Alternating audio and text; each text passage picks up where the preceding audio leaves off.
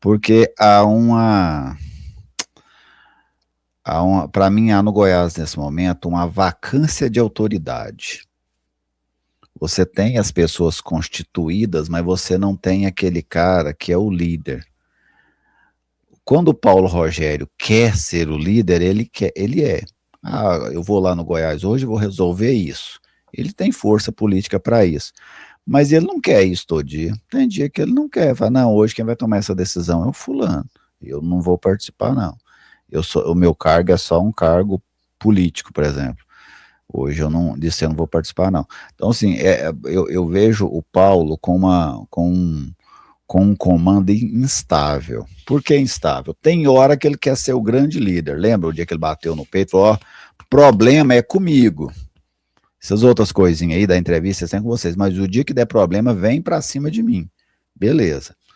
Aí, quando entra o problema, aí qual que é a declaração do Paulo? O mesmo Paulo Rogério, não, isso aí eu sou só o presidente do conselho administrativo, quem tem que resolver é o Haroldo e o diretor técnico, o diretor executivo.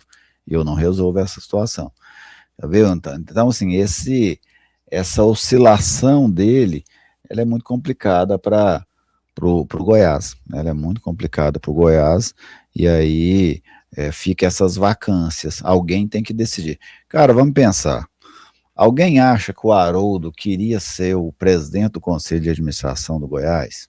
Assim, que ele foi lá, fez uma campanha para isso. Nossa, eu vou fazer uma campanha, eu vou ligar para conselheiro para eles votarem em mim, porque eu quero demais ser o presidente do Conselho de Administração. Não. O Haroldo foi convencido a aceitar esse cargo. Ele e os outros que lá estão. Essa ideia do Conselho de Administração, ela é uma ideia do Edmir e do Paulo Rogério. E eles convenceram esses conselheiros a estarem lá. Para mim, uma das maiores lambanças que esses caras fizeram para a vida deles foi essa. Só que agora ficou para eles. Falou, não, você está aí, ó, a caneta é sua, você tem que resolver. E outra coisa, quem é que vai tomar essas decisões agora? Ana, que dia que é a eleição do novo Estatuto do Goiás? Dia 7. 7 de julho, né? Ou seja, quem toma a decisão agora, dia 8, talvez não esteja mais no Goiás. Porque vai ser dissolvido. Se não me engano, fica até o final do ano, Geli, cumpre o mandato. Cumpre o mandato porque vai ter uma mudança, né? Quando muda o fim da gestão, né? Mas tá vendo, assim, ó, ele vai estar ocupando a partir do mês de julho um cargo que nem vai existir mais. Aliás, que só vai existir durante a presença dele no Goiás, porque não existia antes e não vai existir depois. Então, e aí é essa pessoa que tem que tomar a decisão. Assim, ó, nada conta, cara. Ontem eu ainda falei aqui, ó, dei um exemplo aqui. Gerê, junta eu, você, a Ana, a gente chegamos lá em Porto Seguro, o cara bota a gente num barco, fala, ó, vocês vão andar 2 quilômetros aqui, traz uns peixes lá pra gente. Cara, talvez nós passamos lá um mês, nós vamos pegar um peixe, porque a gente não domina. Sabe, como é que a gente conduz o barco? Como é que a gente joga a rede?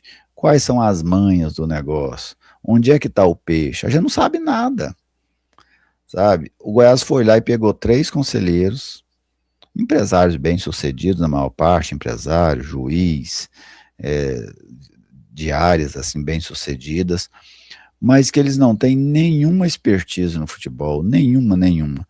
Por quê? Porque não era para eles mexerem com futebol, era só para eles assinarem. E o Edmin ia tomar conta, junto com o Paulo Rogério. Aí houve a ruptura, o Edmin não quis mais permanecer no Goiás, que é um direito dele também. O Paulo Rogério saiu, e aí ficou no colo desses caras, para eles comandarem. Eles pegaram e terceirizaram para o Andrino. Falou, não, Andrino, você é o nosso cara.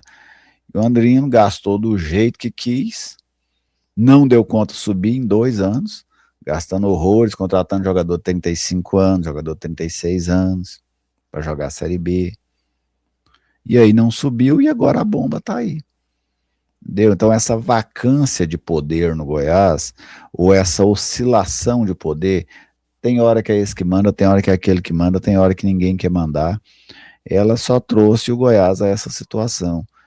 Mesmo que tivesse sido um dirigente ruim, mas se o Goiás tivesse tido só um dirigente nesse período, eu imagino que o Goiás não estaria nessa situação como está hoje, Ana.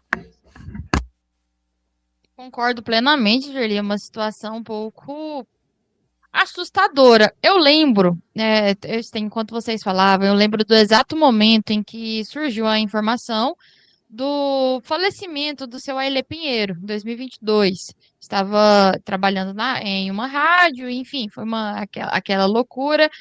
E nós debatíamos internamente o futuro do Goiás e prevíamos que o Goiás passaria por algumas dificuldades sem aquela mão de ferro.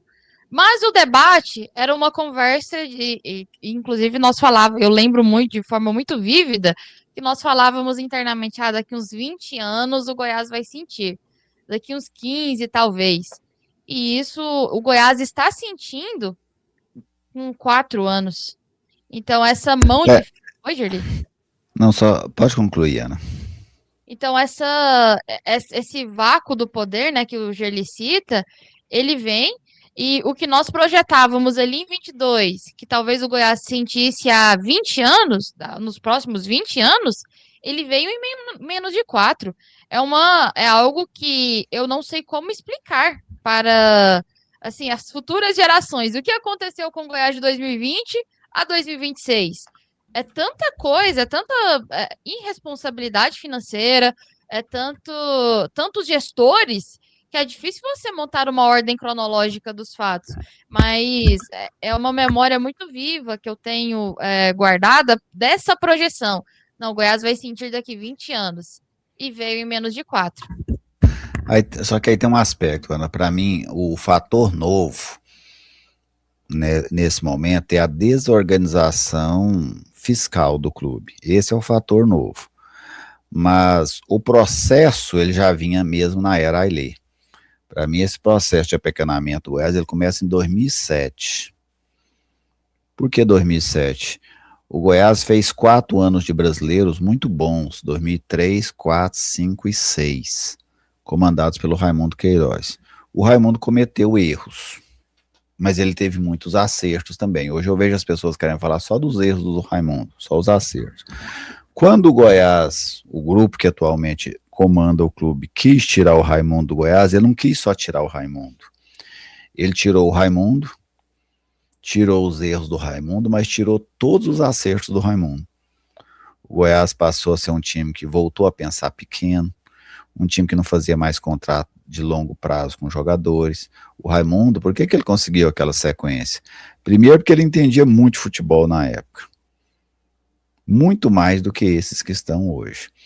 E ele conseguia manter times de um ano para o outro. O Goiás de 2008, de 2003, parecia um pouco com o de 2004, que parecia com o de 2005, que parecia com o de 2006.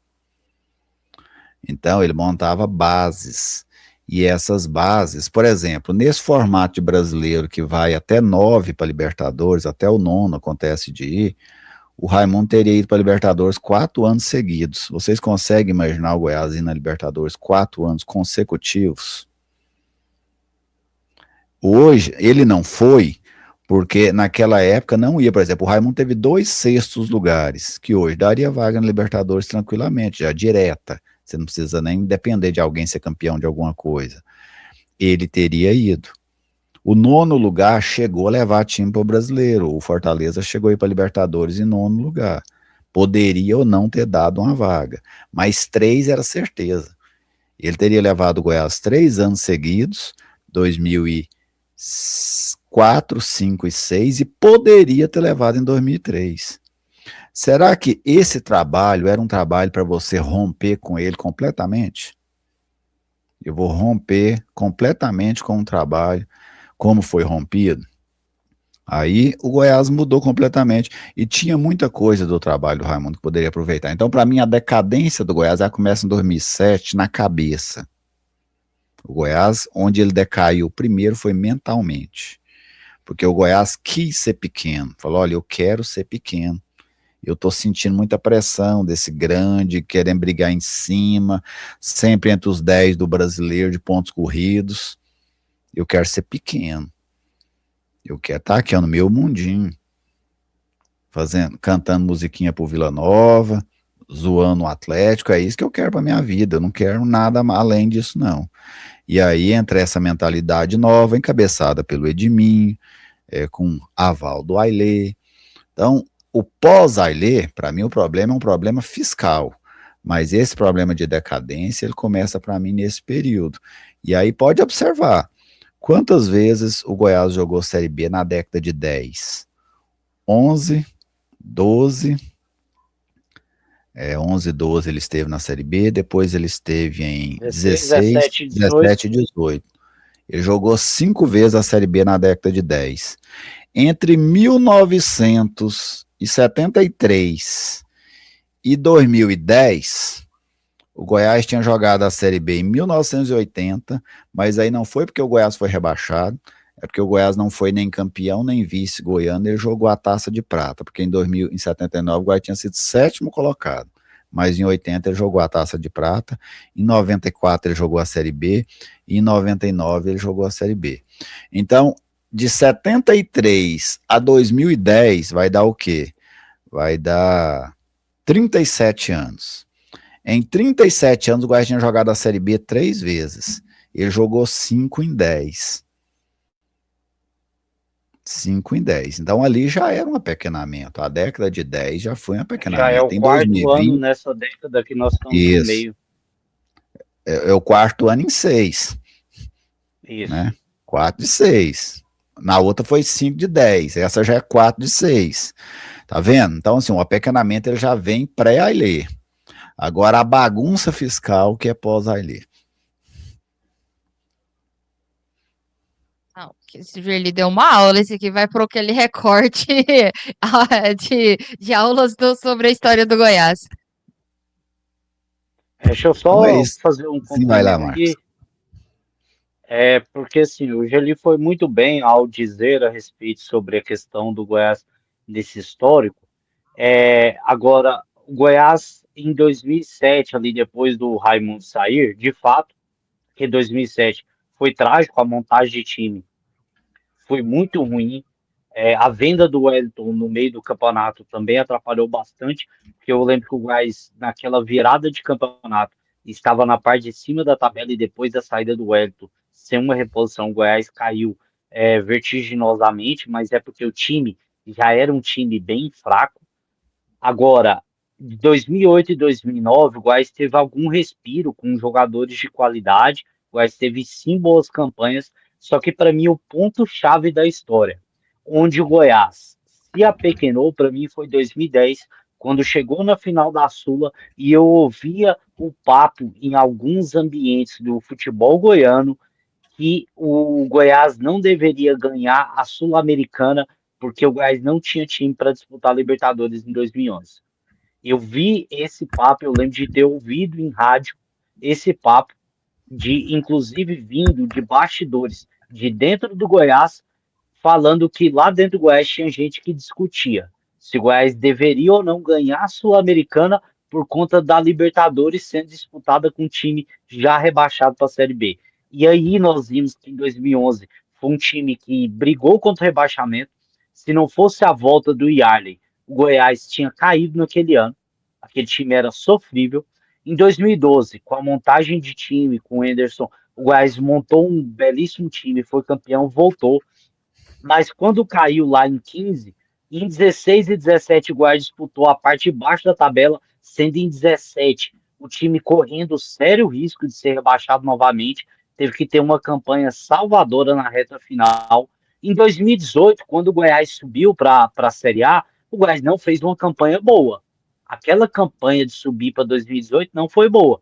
Os respiros daquele time eram o Léo Senna e o Michael, e às vezes o Lucão do Break, que tinha um jogo que ele fazia 2 gols.